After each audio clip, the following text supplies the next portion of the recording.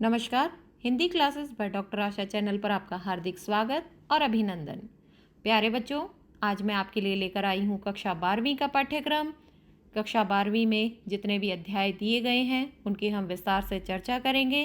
पिछले सत्र में हमारे पाठ्यक्रम से कुछ अध्याय काट दिए गए थे, लेकिन अब पूरा पाठ्यक्रम आपको दिया गया है। इस बारे में कोई सूचना अभी तक नहीं आई है कि आपके पाठ्यक्रम से कुछ पाठ हटाए जाएंगे या नहीं, तो इसलिए हम सभी अध्यायों को ध्यानपूर्वक पढ़ेंगे और बाद में हम एक एक अध्याय को विस्तार पूर्वक पढ़ते जाएंगे।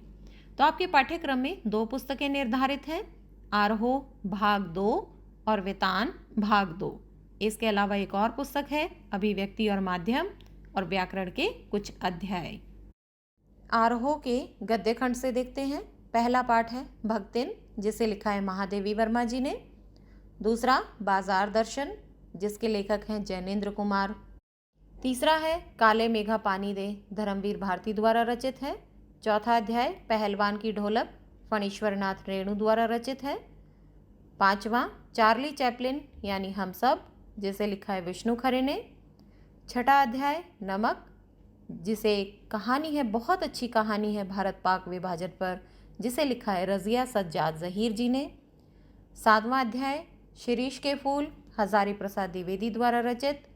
आठवां अध्याय है श्रम विभाजन और जाति प्रथा, और इसके साथ साथ एक छोटा सा लेख मेरी कल्पना का आदर्श समाज, जिसे लिखा है बाबा साहेब भीमराव अंबेडकर जी ने। अब हम बढ़ते हैं काव्यखंड की ओर। आत्मपरिचय और एक गीत, जिसे लिखा है हरिवंश राय बच्चन जी ने। पतंग कविता है आलोक धनवा की। कविता के बहाने और बात सीधी थी पर 2 कविताएं हैं, जिसे लिखा है कुंवर नारायण जी ने। कैमरे में बंद अपाहिज, रघुवीर सहाय द्वारा रचित है। सहर्ष स्वीकारा है गजानन माधव मुक्तिबोध के द्वारा। उषा कविता बहुत छोटी सी कविता है, लेकिन सारगर्भित कविता है, शमशेर बहादुर सिंह जी की। बादल राग सूर्यकांत त्रिपाठी निराला जी का। बादल उनका प्रिय विषय रहा है निराला जी का, इसलिए जहाँ कहीं आप बादल देखते हैं तो निराला याद रखना, याद करने में परेशानी नहीं होगी। कवितावली उत्तरकांड से और लक्ष्मण मूर्छा और राम का विलाप तुलसीदास द्वारा रचित है।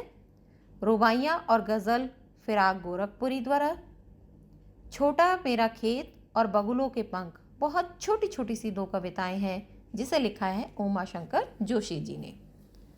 हमारी दूसरी पुस्तक है वेतान, जिसमें पहला अध्याय है सिल्वर वेडिंग, दूसरा जूझ, तीसरा है अतीत में दबे पांव, और चौथा और अंतिम अध्याय है डायरी के पन्ने, जिसे लिखा है एनी फ्रैंक ने।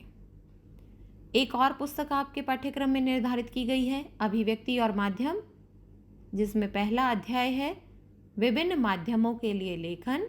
दूसरा है लेखन के विभिन्न रूप और लेखन प्रक्रिया। तीसरा है विशेष लेखन स्वरूप और प्रकार।